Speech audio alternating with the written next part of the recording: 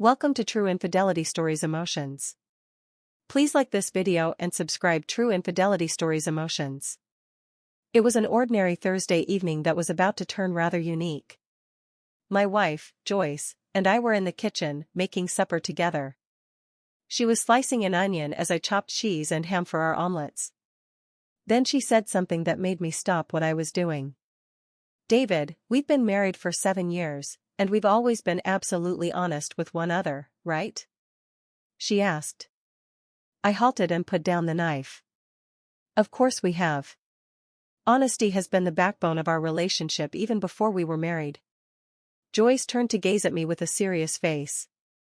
"I met someone," she said. A jolt ran through me. "You met someone? What do you mean?" I inquired. Although I worried, I already knew. "He's a man from work. A truly pleasant person. I've been eating lunch with him," Joyce admitted. I felt a knot in my gut. "Is there more to it? Do you like him? Maybe even a lot?" I inquired. She turned away, remorse on her face, and nodded gently. My hunger decreased, replaced by a queasy sensation. I knew we had to speak about it. I dropped the knife and stabilized myself by putting both hands on the table. "How far has it gone between you and this guy?" My voice was tight. And she could tell. She backed up against the counter. "We've eaten lunch every day for a few weeks. And we had supper last week because you had a late business meeting. But have you held hands? Kissed? Or done anything more?" I inquired. Her face grew pallid. And she nodded again. "We've kissed." I felt a nasty taste in my mouth. Almost choking me. Did things go farther than simply a kiss? She stared at me and shook her head. "Not quite yet." I felt like I needed to sit down. So I grabbed a chair and slid into it. "So you're contemplating it?" She nodded stiffly. "I guess so. He wants me to go away with him for a weekend." "And are you going?" "Indeed. I don't want to harm you. But I need to find out what he means to me." "I'm sorry, David. I know this pains you. And I despise that. But I told him I'd go. I couldn't simply slip out without informing you. We've always been honest with each other about everything. Can I inquire where you're going?" "Las Vegas. Sharing a room. I suppose. He claims he's secured a suite. Big spender. He thinks highly of me." "I'm sure he does. When are you leaving?"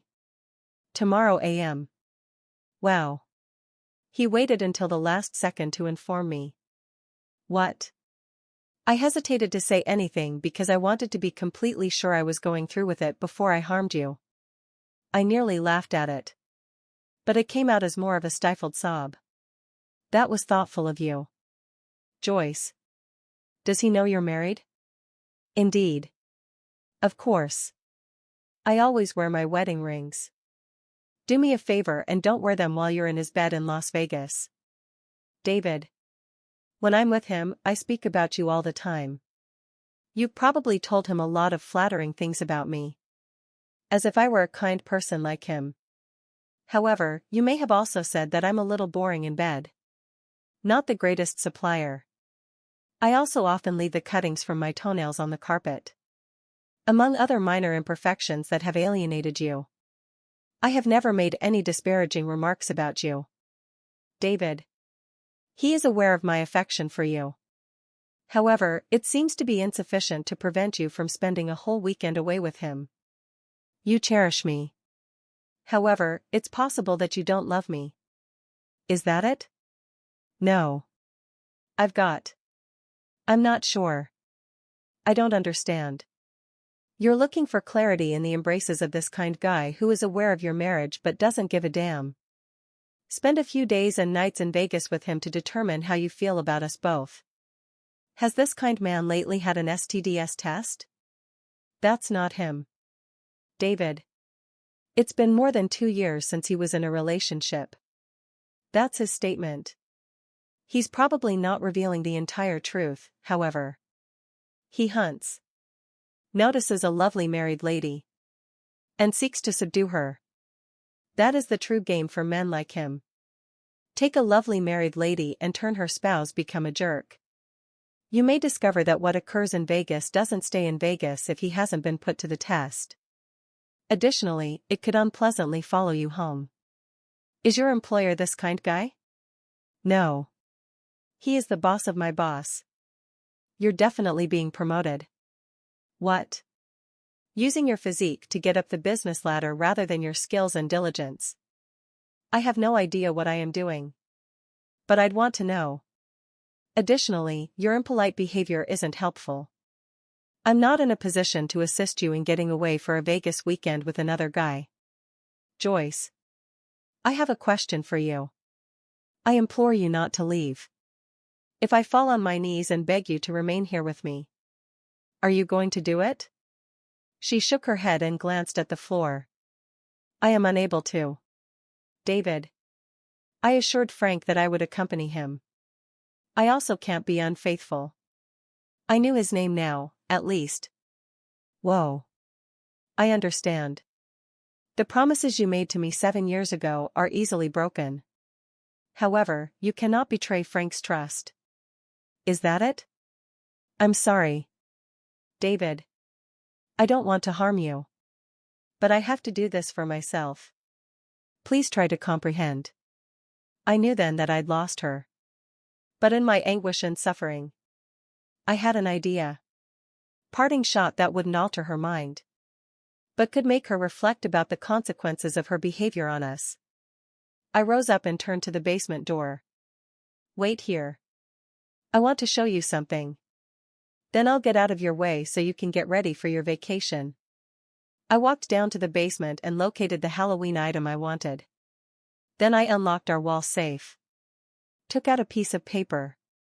Grabbed a hammer and some nails. And took everything back up to the kitchen. Joyce looked startled when she saw me lugging a tiny wooden coffin we typically use for Halloween decorations up the stairs. What's going on? She asked. Just bear with me for a bit. We've been together for so long. And before it all ends, I want to show you something. I put the 3-foot wooden casket on the kitchen table and transferred the sandwich fixings I had been using onto the floor. This is a coffin. Well, it's a cheap Halloween prop. But nonetheless, it's a coffin. Here's the lid. And here's a hammer and some nails. When I showed her the hammer, her face became tense. And this? I said. I took the document from the wall safe and held it up. Is our marriage license. I lifted the coffin's lid. Our wedding license was placed inside. And shut it. David. Why on earth are you doing this? Return our marriage license to its original location. Joyce stated. She raised her voice in fear. What? Joyce. It has lost all of its meaning. This is where it belongs. Inside the casket. All set for burial. She began to cry. What are you discussing? David. This demonstrates our marital status. It will no longer be the case tomorrow when you go to be with Frank. I said. She was becoming agitated now. You're unaware of it. David. I'm not aware of that. Indeed. Joyce. I know. You may either flee with Frank. Mine. Okay. Divorce is my choice. I stopped. Our marriage license is in its proper place. Inside this casket. I picked up a nail and placed it on the lid of the coffin. Joyce jumped as he drove it through with a loud bang. The first nail is that. Representing all of the meals and lunches you had with Frank. I said, putting a nail in a corner. The second is this. Symbolizing the passionate kisses you gave him. I went on. Her lips quivered as she observed me. The third nail was driven into yet another corner by me.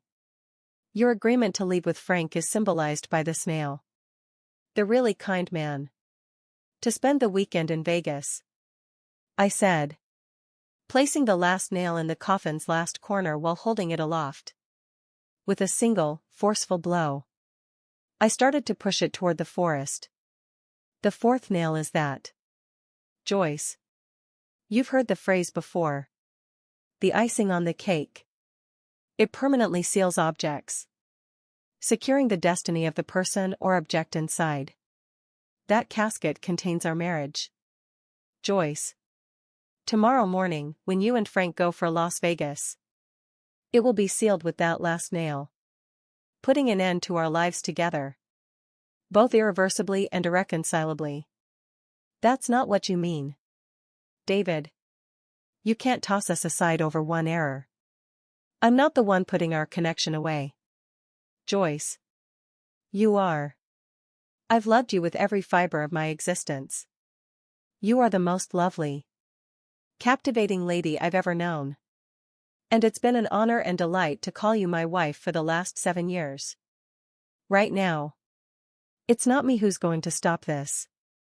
If I could, we would be buried together, and I would get into that casket with our marriage certificate. Just to pique my interest and further twist the knife, I'll ask, if you let me inspect the bags you're packing, would I locate some underwear and even a negligee that you purchased just for this event? Joyce remained silent. However, her look and emotion spoke for herself. I had that notion. I'm going now.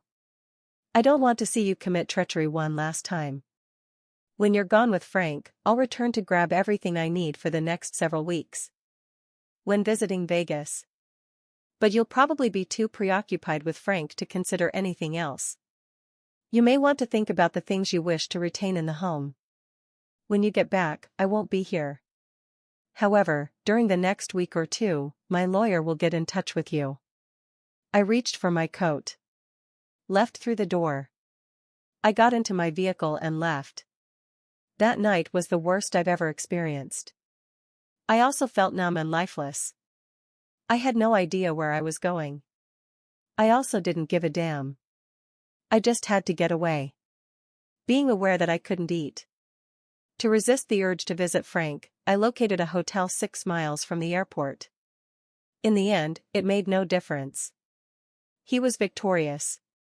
Or maybe I had lost. There were many buzzes on my phone. The caller ID flashes Joyce's name. However, I choose to disregard it. Her reasons for leaving what I believed to be a great marriage were not anything I wanted to hear. I had a bad night's sleep.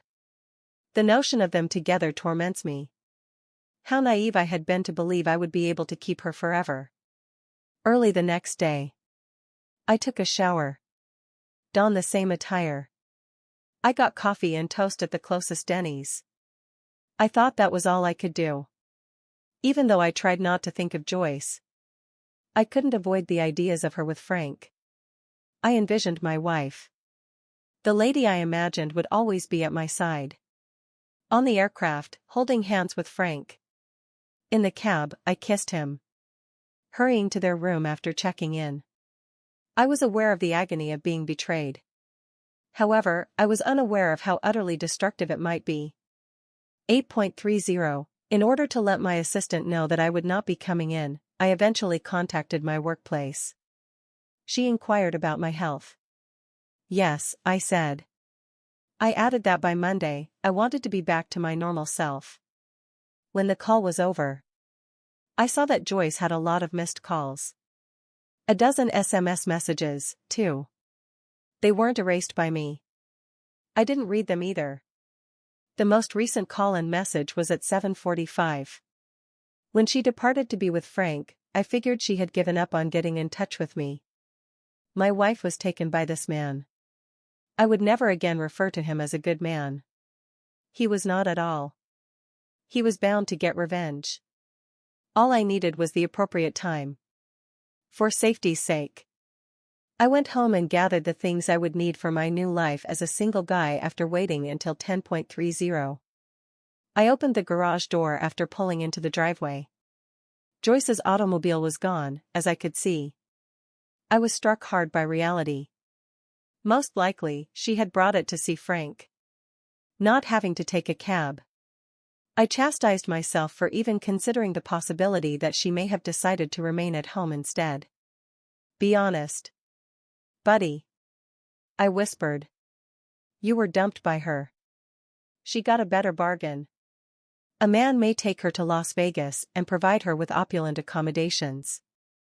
Get up and go. She may be the most beautiful person you will ever meet. You'll find someone, however. In spite of everything I said, I secretly found it difficult to trust them. When I entered the home, it was eerily quiet.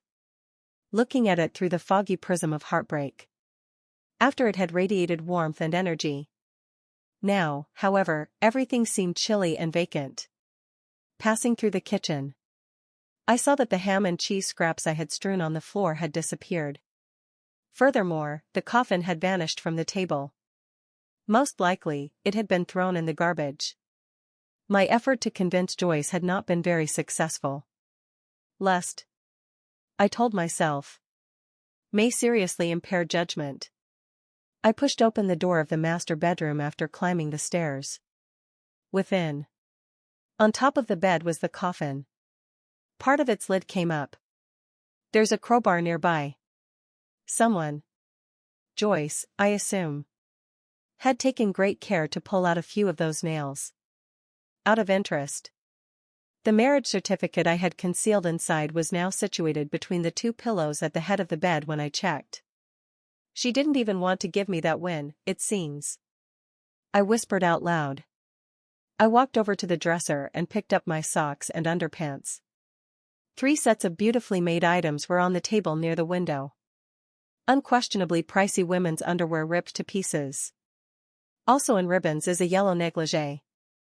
On top of the stack was a sheet of paper with black marker writing on it. I am unable to share what I do not possess. What the devil? I shouted out loud. Looking at the bed again. An identical message was leaning on the casket, and I saw it. I am unable to share what I do not possess.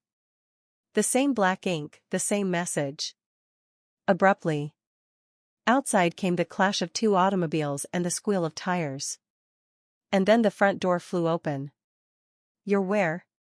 God. Be here, please. Please. David.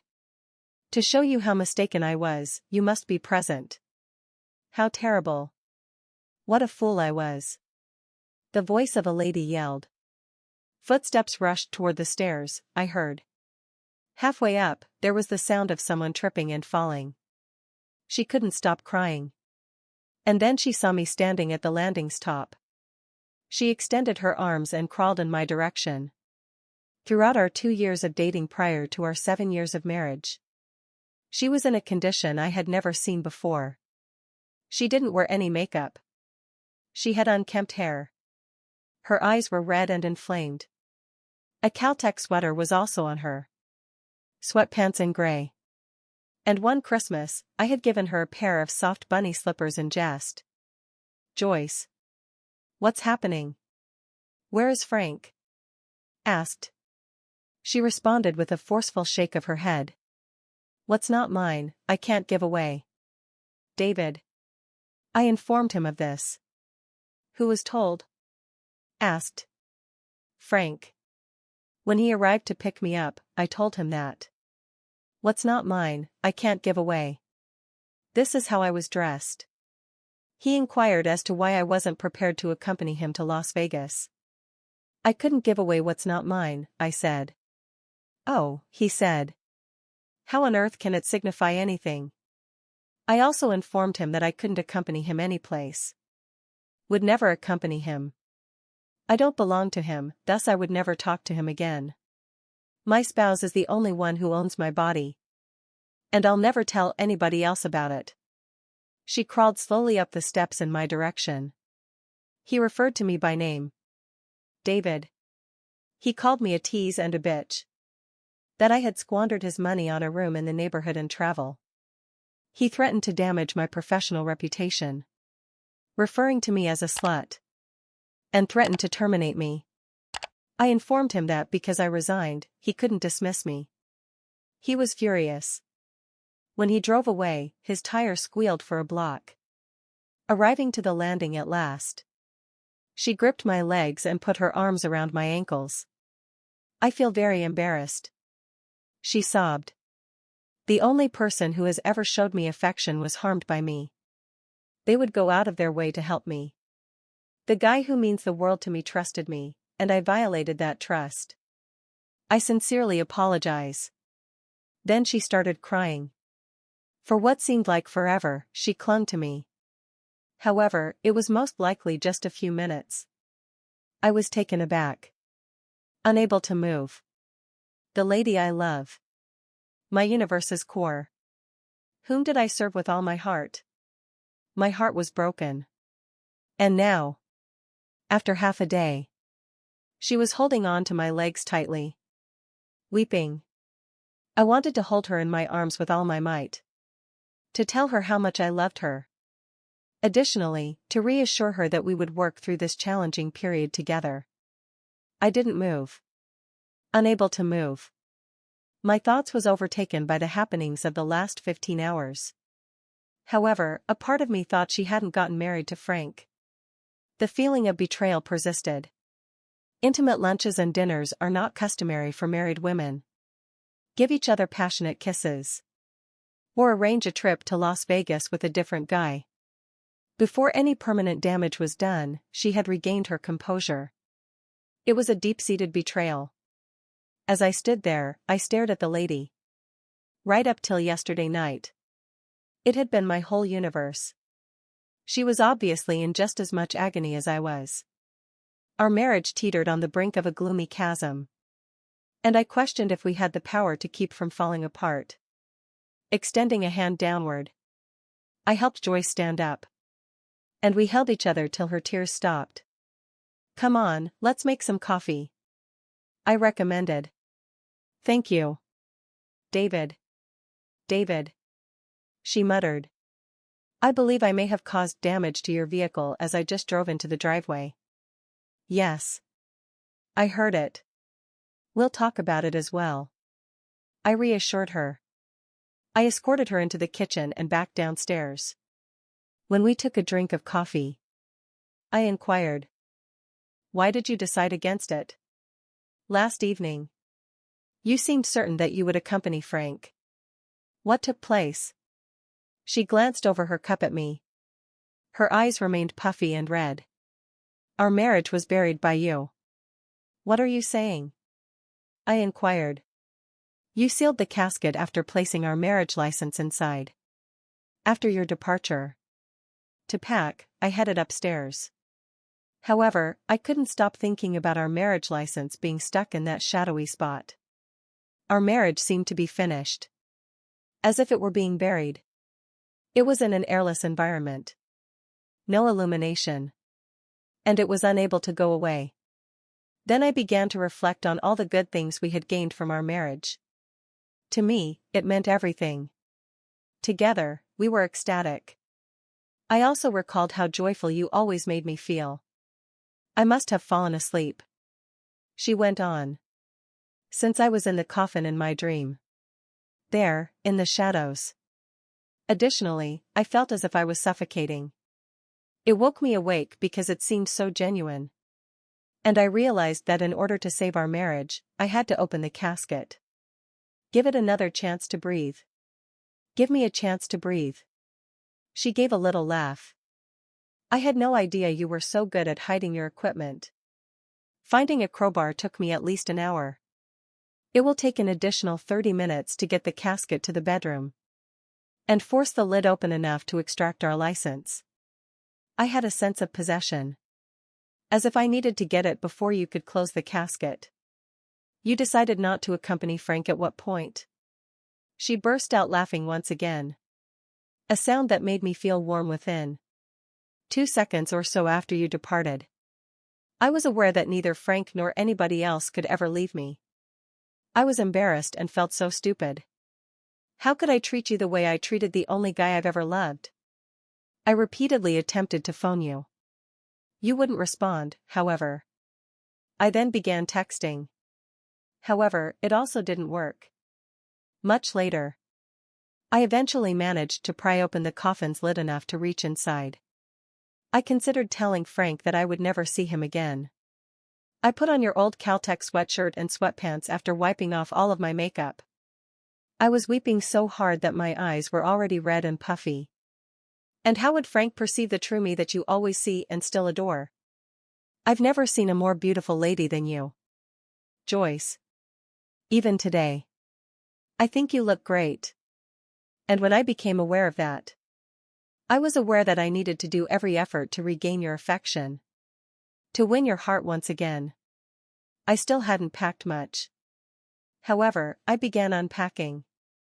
I saw the underwear I had purchased for Frank's vacation. And I started crying once again. I felt ill just looking at them. They were the culmination of my treachery. And they had to be destroyed by me. So I grabbed my scissors and tore them all to shreds. They are really expensive. However, I couldn't stand to stare at them. In the same way that I believed I had ruined you and our marriage, I destroyed them. At that point, I took up our marriage license and looked at it after going to where I kept it. It's quite easy. It states that on June 12, Joyce Russell and David Campbell were married. 2005, it was observed by your best man and my maid of honor. When I was reading it, memories came flooding back. We vowed to be devoted to one another till the end of time while standing in front of our whole family and circle of friends. I started crying again, recognizing that you were the only one I could be with. When Frank arrived to get me, I told him I couldn't share something I didn't possess. I appreciate you sharing. I have a lot to think about because of you. Do you believe that everything will work out in the end? Joyce inquired. I don't know, Joyce. I'm hoping so. However, at this moment, I don't know. I almost broke last night because of you. I've never experienced such agony. I was deceived. By themselves. And powerless. Can you picture getting to know the person you care about the most? The person you have always had entire faith in. Is picking someone else more important than you? Her eyes filled with tears once again. David. I'm so sorry. I was completely insane. I would stop at nothing to put things right. If it would help, even die. It would certainly not help to die. I want you to live. Wholesome. And above everything, I want to put my faith back in you. Fortunately. Because of this, it won't be as difficult as it might be. Like you said, we have always been truthful with one another. Even after you expressed your feelings to me last night. Now what? Joyce. About you, I don't know. However, I had a restless night. If you don't mind, I want you to be in bed with me. Perhaps it is too soon. There is nothing we need to do. David. All I want is to feel you at my side. Where you are the only one who belongs. I said, she said. Her deep eyes begged fervently. I gave in to her entreaty. All right. No funny business, however. Joyce. I still feel angry with you. I gave a forceful response. A little grin pulled at her mouth's corners. Whatever you say. Sweetheart. She answered. She was crossing her heart. She brought me to her room upstairs after taking my arm. No funny business at all. For many months. There was uncertainty. Despite my best efforts. That night would sometimes come back to haunt me. Leaving me feeling unhappy. Joyce appeared to be aware of such moments and would offer me so much affection that she would become my only thought. Finally, she left her position. When HR and her supervisor questioned why, she informed them about Frank. Despite being ashamed, she had to get it out of her system. It should come as no surprise. Frank, HR told her, the ostensibly kind man, has been the target of 3 harassment accusations. To put it simply, he lost his references and his job. In return for not suing the corporation, Joyce was given a sizable payment and was permitted to maintain her employment. She spent around half a year in her employment. And in that period, we learned that we were expecting a child. Life goes on. Giving someone another opportunity to make amends is sometimes necessary. Despite the fact that a lot of people would disagree. I am